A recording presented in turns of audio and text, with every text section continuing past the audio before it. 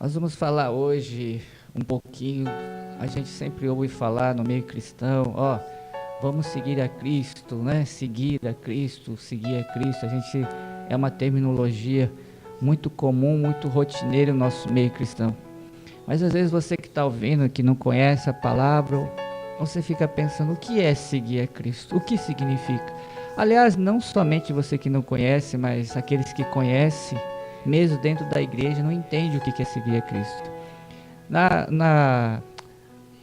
No programa passado, eu até comentei com o Givaldo, que Givaldo está tocando a música de PG, que é passar pela cruz, coisa assim. E até comentei aqui, poxa, para passar na cruz, primeiro a gente tem que passar pela cruz de verdade. Parece uma coisa sem lógica, lógico que tem que passar. Mas nós não entendemos que para passar na cruz, a gente tem que primeiro passar por ela. Senão não tem como passar. Então a gente não entende isso. As pessoas querem seguir a Cristo do jeito que eles estão, se valendo o versículo que Jesus fala, vinde como estás. Mas aí a gente acrescenta, vende como estás, mas não permaneça como estás, né? Então a gente precisa desse entendimento, precisamos entender que há um preço sim. E aí eu gostaria de levar para você meditar nessa manhã num texto que está lá em 1 Reis, no capítulo 19, do versículo 19 ao 21. Essa é uma palavra que eu já ministrei na igreja esse final de semana, mas eu acho muito interessante. E fala sobre o chamado de Eliseu. Diz lá, 1 Reis, o capítulo 19, versículo 19 a 21. Diz, então Elias saiu de lá e encontrou Eliseu, filho de Safate. Ele estava arando com 12 parelhas de boi, conduzindo a 12ª parelha. Elias o alcançou e lançou sua capa sobre ele. Eliseu deixou os bois, correu atrás de Elias. Deixa-me dar um beijo de despedida em meu pai e minha mãe. E disse, então irei contigo. Vá e volte, respondeu Elias. Lembre do que fiz a você. Eliseu voltou, apanhou a sua parelha de bois e os matou. Queimou equipamento de arar para cozinhar a carne e a deu ao povo, e eles comeram. Depois partiu com Elias, tornando-se o seu auxiliar. Essa é uma passagem que eu gosto muito, fala sobre o profeta Elias, o qual ele estava passando, na verdade, Deus o havia indicado para onde ele ir, e ele viu Eliseu arando, Eliseu com as 12 parelhas, significa, são 24, e se você vê, naquela época, você ter 12 parelhas de boi, significa que você tinha recurso, é equivalente hoje ter tratores, Já imaginou, Givaldo, você com 24 tratores zerinho, bala, 0 km arando as terras? Significa que você tinha dinheiro, Estou profetizando sobre a tua vida, Givaldo.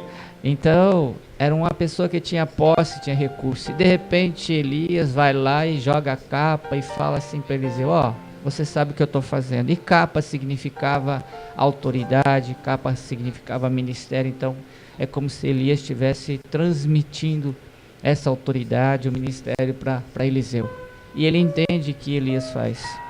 E aí ele só pede para ir para casa, se despedir, dar um beijo nos pais. Nós vamos ver uma passagem lá no Novo Testamento que Jesus fala para um certo jovem. Ele fala, o que eu tenho que fazer para seguir o Senhor? Ele fala assim, vai, vende tudo e siga-me. Aí o jovem fala assim, mas eu tenho muitas riquezas, eu tenho muitas coisas, então vai colocando muitos empecilhos para seguir Jesus. No caso de Eliseu não, simplesmente ele foi, só pediu para despedir dos pais, e aí voltou, pegou as parelhas, os bois, matou e fez vou traduzir aqui, um churrasquinho, dos bois, queimou ali, fez um churrasquinho, convidou toda a galera, os amigos, se despedindo, porque ele não ia mais ver aqueles amigos, e seguiu Elias. E diz aqui que Eliseu se tornou o auxiliar de Elias. Então a pessoa que já tinha posse, provavelmente ele mandava nos empregados, de repente, por simples ato, gesto de Elias, ele entende, ele começa a ser auxiliar. Seguir a Jesus, querido, significa você ser auxiliar. Você não é a pessoa principal. Seguir Jesus significa auxiliar, significa servir. Diz a passagem que Eliseu jogava água na mão de Elias para ele lavar. Então tudo que Elias mandava fazer, Eliseu fazia. Seguir Jesus significa isso. Você abrir mão de sua posição, abrir mão daquilo que você é e simplesmente obedecer àquele que está te chamando, que é Jesus. Seguir a Jesus é ter essa humildade. Como Jesus fala, eu não vim para servir, mas para ser servido, mas eu vim para servir. Seguir Jesus é auxiliar, é servir, ter esse espírito de humildade, de servir as pessoas, de servir ao aquele que nos arregimentou, né? Que é Jesus Cristo. Então, as pessoas às vezes querem seguir Jesus do jeito que eles estão, da mesma posição, querem o mesmo respeito que tinham no mundo. No mundo eu tinha um DR na frente, no mundo eu sou respeitado por ser doutor, então eu tenho que ser respeitado aqui como doutor. Isso não é seguir Jesus, isso não é passar pela cruz. Passar pela cruz é você colocar seu DR crucificado com Jesus, porque você não é nada. Paulo diz assim, todas as coisas que eu sei, que eu conheço, eu considero como esterco para ganhar Cristo. E Paulo não era um cara comum. Paulo era um poliglota, sabia falar várias línguas da época, foi instruído aos pés de Gamaliel. Gamaliel, um dos maiores rabinos que Israel já teve. E diante de todo esse conhecimento, Paulo falou assim, eu considero como esterco, nada, para se ganhar Jesus. Seguir Jesus é isso. Considerar, reconhecer que você não é nada. Mas as pessoas ainda querem ter valor dentro do ministério, dentro da igreja. Porque eu tenho que estar nessa posição. Porque eu sou isso, porque sou aquilo. Não, você não é nada. Seguir a Jesus, você reconhecer que você não é nada. Paulo chegava ao ponto de falar assim, quando eu sou fraco, aí que eu sou forte. Mas na verdade as pessoas querem passar pela cruz e ainda continuar sendo forte. Eu gosto dessa analogia dos dois ladrões, né? Os dois ladrões crucificados, os dois ladrões lá com os pregos igual Jesus, mas um reconhece Jesus como sendo um inocente, né? Uma pessoa justa que estava morrendo ali, estava sendo condenado injustamente, reconheceu Jesus como seu Senhor e Salvador e morreu com ele, porque Jesus fala, hoje mesmo estarás comigo no paraíso. Não é literal, mas aquilo é algo espiritual. E o outro não, ficou debochando, ficou questionando, né? Se você é filho de Deus, então desce daí. Aquilo lá, Jesus morreu, aquilo lá continua agonizando na cruz. Provavelmente 2, 3 dias ainda agonizando, morrendo, sofrendo com os cravos. Mas aquele outro que reconheceu, não. Imediatamente ele foi recolhido. E diz a passagem, né, que Jesus fala, hoje mesmo estarás comigo. Então muitas vezes a gente quer passar pela cruz sem morrer. Então tem muita gente ainda agonizando na cruz, não entendendo que passar pela cruz, morrer na cruz é se negar a si mesmo. É deixar todo o seu controle, toda a tua vida no controle do Senhor Jesus Cristo. Por isso que a gente sofre, porque a gente ainda quer lutar com as nossas próprias forças. Significa estar morto na cruz, significa que você ainda tem um suspiro, atendo o teu eu, eu consigo ainda puxar um pouquinho de ar para poder ainda sobreviver, né? Aí a gente continua com as nossas forças, continua com as nossas vontades, a gente continua com o nosso querer, mas quer passar pela cruz. Não tem como você passar pela cruz sem antes não passar por ela. Significa morrer literalmente. Seguir Jesus é isso, querido. Seguir Jesus é você literalmente morrer. Morrer para o mundo, morrer para a tua vontade. Pastor, então significa que a gente vai ser robozinho de Jesus? Não, não é isso. Tanto é verdade que Deus nos dá o livre-arbítrio. Você quer continuar assim? Permaneça. Mas Ele dá a solução, Ele dá o caminho, né? Ele dá a condução daquilo que é certo. Então, se eu sei que esse caminho é certo, se eu sei que com Jesus eu tenho aflição, Jesus não nos enganou. Ele diz, no mundo havereis aflição, mas tende bom ânimo. Eu venci o mundo. Significa que não é você que vai vencer o mundo, querido. Jesus já venceu por você. Apenas ele fala, tem de bom ânimo, porque nós vamos ser perseguidos, nós vamos ter tribulação. Mas tem de bom ânimo, porque eu venci, então você vai vencer. Então seguir a Jesus significa isso. Ser discípulo de Jesus é isso.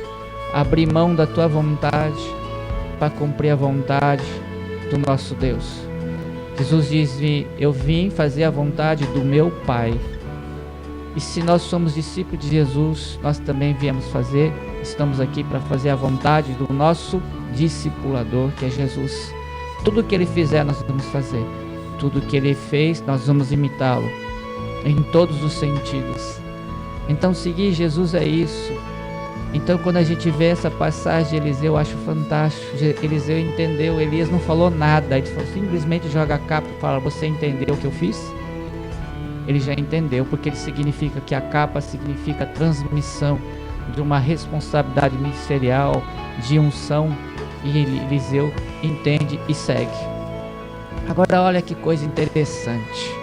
Isso é o Antigo Testamento. Vamos lá para o Novo.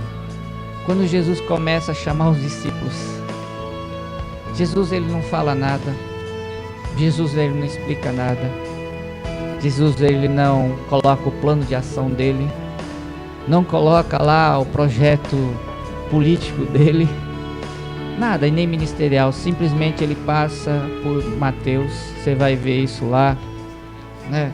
Eu acho interessante, é uma coisa que eu sempre fiquei me perguntando, e eu até falei na igreja ou na Santa Ceia: por que isso? Por que que não há um questionamento e Jesus só fala uma palavra?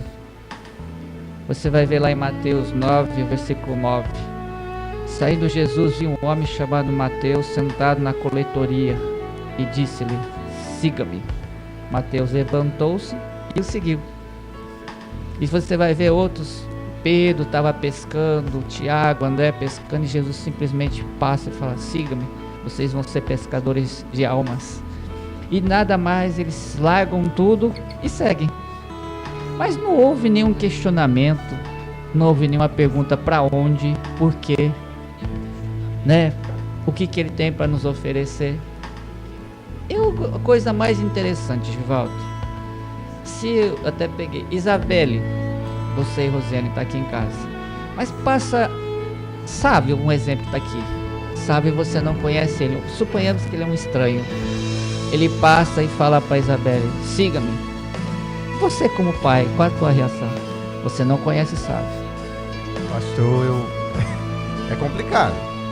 Primeiramente, o cara ia ficar, né, logo indignado. Seguir pra onde, né? Pra onde você quer levar ela? Ela vai seguir pra quê? E ele é um estranho, né? E é um estranho. Você ia deixar? Não. Não ia deixar, né?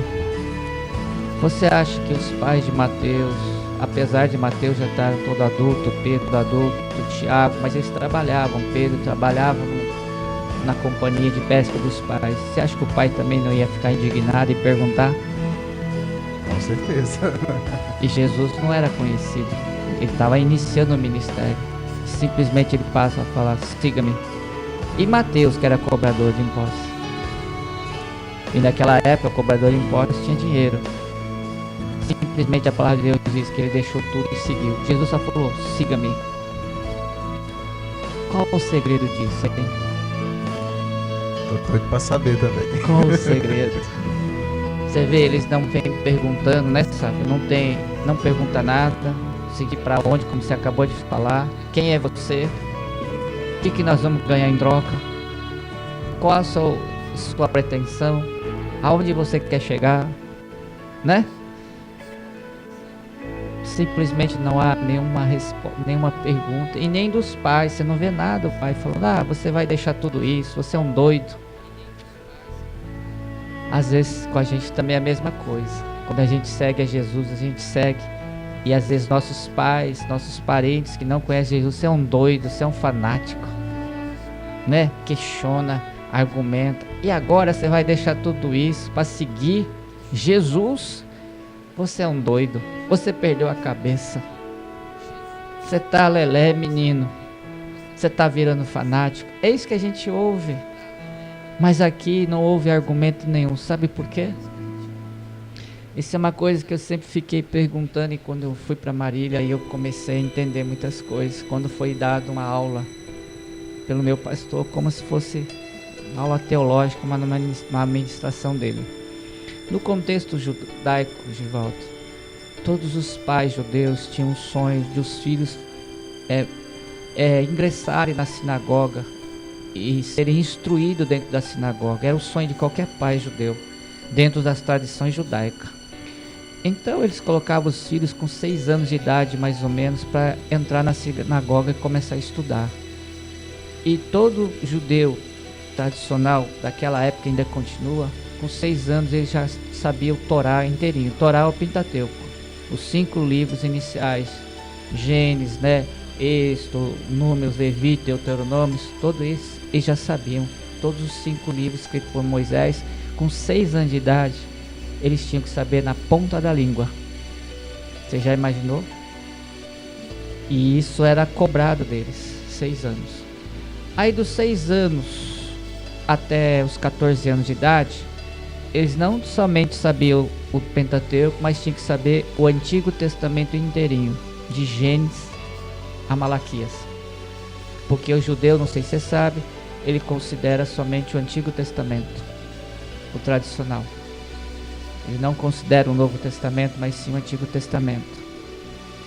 Então ele tinha que saber até os 14 anos de Gênesis a Malaquias na ponta da língua. E isso é cobrado. Quando chegava aos 14 anos de idade, ele já estava aprovado. Aliás, esses alunos chamavam-se talmudins, tradução discípulos.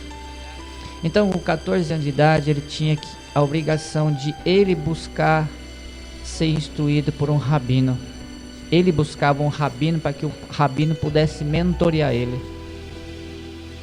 E aí ele ia atrás do rabino, o rabino fazia uns testes com ele, fazia algumas coisas para saber se ele era apto ou não. Isso é igual nas faculdades, quando você vai fazer o mestrado, doutorado, você vai procurar um orientador, o orientador vai conversar com você, vai ver se é apto para poder te aceitar ou não, te mentorear. Então lá também era assim. Então com os 14 anos de idade ele tinha que ir atrás de um rabino. Por isso que você vê Paulo foi instruído aos pés de Gamaliel, dos rabinos mais respeitados de todo Israel até hoje. E Paulo foi instruído na sinagoga, ou seja, Paulo também foi uns talmudins e foi instruído, aprovado por Gamaliel. Então Paulo não era qualquer coisa. Então o sonho de qualquer pai era ter o seu filho sendo instruído por um rabino naquela época. Depois dos 14 anos, uma vez passado pelos testes do rabino, o rabino chegava para você e falava: não, meu filho, você foi aprovado com nota A, B ou C.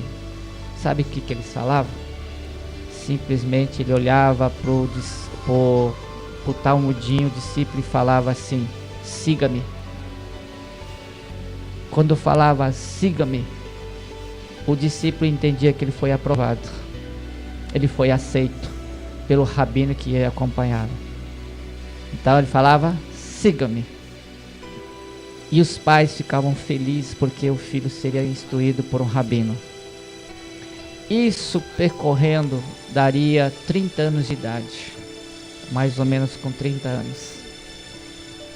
Agora vamos para Jesus, desse episódio que a gente acabou de falar. Pedro, todos eles eram judeus. E aí os pais com certeza tinham um sonho de eles terem sido instruídos numa sinagoga como Talmudim. Provavelmente pelo fato de eles estarem levando a sua vida normal, significa que não foram aprovados dentro da escola dos Talmudins. Em algum momento eles não foram aprovados. Aí de repente passa aquele que é considerado o rabino, o mestre, o Messias, passa por esses e fala: siga-me. Eu acabei de falar anteriormente que todo rabino, quando aprova o discípulo para que seja, ele iria instruir, ele só falava: siga-me. Eles entendiam tudo e seguiam, e os pais ficavam felizes por isso. Então quando Jesus passa pelos discípulos e fala simplesmente siga-me, significa que Jesus estava aprovando aqueles discípulos como os seus discípulos, como os talmudins que iam caminhar com Jesus. Por isso que Pedro, Tiago, Mateus, eles simplesmente largam tudo, porque eles sabem a palavra siga-me significa sou aprovado, eu vou ser instruído por um mestre. E por isso os pais não questionam e não colocam objeção, porque sabia que os filhos agora tinham uma nova oportunidade de seguir um mestre. Quando Eliseu entendeu isso e quando jogou-se a capa, é mais ou menos parecido assim: Eliseu, siga-me. Siga-me porque eu vou te ensinar. Siga-me porque você vai me auxiliar. Então Jesus foi a mesma coisa. Falava para os discípulos: siga-me. E os discípulos entenderam o comando de Jesus. O siga-me significa: nós vamos ser agora instruídos por um rabino de verdade. Nós vamos ser instruídos. Por isso que Jesus começou com 30 anos. Demorava 30 anos para fazer todo esse processo. E aí, querido, seguir a Jesus é isso. Nós não somos instruídos nas cadeiras de seminários. Nós não somos instruídos nas sinagogas. Nós não somos instruídos em igreja de denominação nenhuma. Simplesmente nós ouvimos a voz do Senhor Jesus: siga-me. E nós entendemos, quem entende tudo isso, entende que nós estamos sendo chamados, arregimentados pelo nosso mestre, nosso discipulador, nosso mentor, nosso maior rabino, que é Jesus Cristo. Por isso que Jesus trabalhou com os improváveis, aqueles que foram reprovados nas sinagogas, diante das leis, diante das coisas dos homens. Então, por isso que Jesus veio contra os mestres da lei da época. Então Jesus, ele abriu uma nova era de discípulos, de verdadeiros discípulos que seguem de verdade com esse intuito. Eles simplesmente deixaram tudo e seguiram a Jesus. Esse é o princípio do siga-me. Por isso que os versículos você só vê lá: siga-me.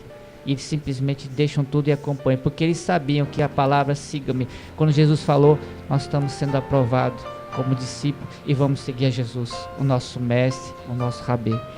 Seguir Jesus é isso, é você deixar tudo de lado, entender o chamado, deixar tudo aquilo que te embaraça. Quando o Eliseu teve o ato de queimar, matar os bois, queimar tudo, significa: eu não volto mais para a vida anterior, não tem mais volta para o passado, não tem mais como eu voltar para o passado. Eu queimo tudo, eu abro mão de tudo isso e decido seguir a Jesus.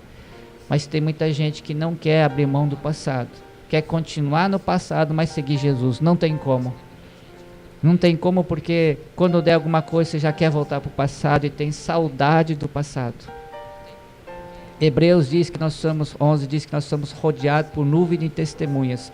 Isso significa que como nós estivéssemos num estádio de atletismo e de corrida, e ele diz para nós tirarmos todo o embaraço, todo o pecado que nos impede de correr.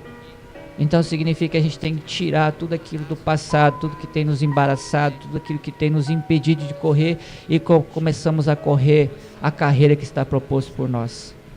Então as pessoas ainda querem continuar no mundo e querem continuar a servir a Jesus. Não tem como. Luz e trevas não tem como. Não tem como se misturar água e óleo. Ela é separada. Ou você segue definitivamente entendendo o que é seguir Jesus, ou não tem como. Não tem como você servir a dois deuses, dois senhores. Ou você serve ao Senhor Jesus, a Cristo, ou você serve ao mundo. Na mesma fonte não pode jorrar água salgada e doce ao mesmo tempo. Ou é doce, ou é salgado. E é por isso que muitas vezes a gente vê pessoas sofrendo muito na sua caminhada, porque ainda continua preso às coisas do passado. Não queimaram os bois como Eliseu fez, não mataram os bois, não queimaram a carroça para fazer o churrasco. Tem gente ainda que mantém os bois e as carroças. Se não der certo, eu volto e continuo a minha vida. Por isso que volta e meia, querido, em todas as igrejas, quando há alguma coisa, a primeira coisa que ele fala assim: eu vou voltar para a minha vida passada, eu vou voltar para onde estava, é melhor do que aqui. Porque sempre deixou preso o passado, não destruiu nada do passado, e o passado serve como refúgio. Se não der certo agora, eu tenho onde ir voltar, vou voltar, né? E a vida cristã, seguir a Jesus não é isso, não. Morrer na cruz não é isso. Morrer na cruz é abrir mão de toda a tua vontade, é abrir mão de tudo que você é, tudo que você tem, e seguir o nosso mestre. Isso é seguir a Jesus. Isso é entender o que é morrer na cruz. Se você nessa manhã, querido, não entendeu ainda, onde você estiver, dobre o seu joelho, peça para que Deus te mostre o que verdadeiramente tem te atrapalhado de caminhar, o que verdadeiramente tem impedido de você correr a carreira que está proposta, porque todos nós temos uma carreira, temos uma corrida a cumprir. Não se esqueça, quando eu lembro isso, é como se a gente estivesse naquele atletismo, né? E lá sempre são 4, revezamento 4 por 1, é isso, né? 4 por 1, são 4 pessoas, é o máximo que tem, revezamento é 4 por 1, são 4 estações, são 4 períodos ali dentro. Olha que fantástico, Ivaldo. Jesus, quando fala dos sinais de quando ele vai vir, ele conta alguns sinais, reis contra reis, vai ter um monte de coisa, mas ele fala uma coisa interessantíssima. Ele fala de 4 estações. Ele fala num período qual do entardecer, depois ele fala da noite, depois ele fala quando o galo cantar, e depois ele fala do amanhecer. 4 estações se referindo à vinda dele. E a gente está falando de uma corrida 4 por 1. Na primeira estação, significa ao entardecer, significa na época dos discípulos. 1 João diz que eles eram testemunhas oculares de Jesus, e Jesus era a luz, e estava se apagando porque ele ia voltar para o Pai. Então a luz estava se apagando porque ele ia voltar para o Pai, mas iria enviar o Consolador. Então eles eram um testemunho ocular, então estava entardecendo. Ou anoitecer significa a época ao qual teve uma perseguição, a época negra da igreja cristã, o qual foi perseguido pelo Império Romano. Jesus não voltou na primeira, Jesus não voltou na segunda estação. Na terceira estação, onde o galo canta, significa a época da reforma, em que Martim Lutero, todos os reformadores começaram a protestar, começaram a gritar alto: voltem para as escrituras, voltem para a origem. Mas Jesus não voltou. Agora tem a quarta e última estação. É quando o sol brilha, é quando o sol volta novamente a brilhar. Significa que aquele que é a luz vai voltar a brilhar. Significa a luz é Jesus, ele vai voltar na quarta estação. Nós estamos na quarta estação. E quando eu comparo aquela corrida 4 por 1, significa que os primeiros heróis passaram o bastão de sangue para os segundos heróis, que passaram o bastão de sangue para os terceiros heróis, e nós somos a quarta geração que vai pegar o bastão. Nós vamos deixar esse bastão cair e deixar todo aquele sangue no bastão sem vão, ou nós vamos segurar firme o bastão e vamos correr a carreira que está proposta até que o Senhor Jesus volte. Um alerta: a quarta estação é a última estação. Significa que Jesus vai voltar nessa estação, porque a luz vai resplandecer, e a luz resplandecendo é a volta do Senhor Jesus. Então que fique com você essa palavra de manhã, medite, né? Jesus vai voltar. Jesus vai voltar o mais breve, e nós estamos na última corrida do revezamento 4 por 1, que diz Hebreus 11:1. Nós somos rodeados por uma nuvem de testemunha, como se nós estivéssemos no estádio. Nós somos as últimas gerações que estamos com o bastão na mão. Então a gente tem que segurar firme para que o sangue daqueles heróis da fé, de todos eles até hoje, não seja em vão, e a gente derrubar o bastão, né? Então se prepare. A corrida já foi largada lá atrás, quando o Senhor Jesus veio e implantou o reino dele. Agora não tem mais volta. Seguir Jesus é isso, entender tudo isso e ter paixão por Jesus e paixão pelas almas perdidas, né? Então que fique essa palavra de manhã. Eu gostaria de orar por você agora, querido. Aonde você estiver, feche seus olhos e orar e conversar com o nosso Papai do céu. A intimidade do nosso Paizinho, como vocês dizem aqui, nosso Paiinho do céu, né? A gente vai orar a Ele. Paizinho querido, nós te louvamos, te agradecemos por esse programa de rádio. Eu sei que ela tem atingido mais diversos lugares, até em outros estados também. A tua palavra tem chegado, e a tua palavra jamais volta vazia, independente de como ela é ministrada. Paizinho querido, muito obrigado, que o Senhor possa estar abençoando cada vez mais esse programa, Obrigado pela tua palavra de manhã, que verdadeiramente nós possamos seguir a Jesus, entender o que é ser discípulo de Jesus. Ser discípulo de Jesus é abrir mão do meu eu, do meu ego, da minha vontade, do controle da minha vida e deixar no controle do Espírito Santo de Deus. A palavra do Senhor diz que meu Espírito e o Espírito Santo somos um só quando nos aceitamos a Cristo. Então que prevaleça o Espírito Santo sobre a nossa vida. Nós queremos ser conduzidos, nós queremos ser direcionados pelo Senhor Espírito Santo. Verdadeiramente nós possamos estar mortos na cruz. Que não haja nenhuma reação, nem o meu eu, a minha vontade, tudo seja rendido ao senhorio do Senhor Jesus Cristo. E aqueles que não te conhecem, Senhor Jesus, nesse momento, Senhor, possa tocar no coração dessas pessoas. Somente o Senhor Espírito Santo pode convencer o homem do pecado, do juízo e da justiça do Senhor. Toque no coração dessas pessoas. Às vezes são pessoas que estão nesse momento em aflição, em agonia, em tristeza profunda, que ao ouvir essa palavra possa decidir a abrir mão de todo esse sofrimento, porque o único caminho, a verdade e a vida é o Senhor Jesus Cristo. Aquele que tem toda a autoridade nos céus e na terra para curar, para libertar, para restaurar, para salvar. Somente o Senhor Jesus pode fazer isso. Por isso, em nome de Jesus, liberte essas pessoas, Senhor.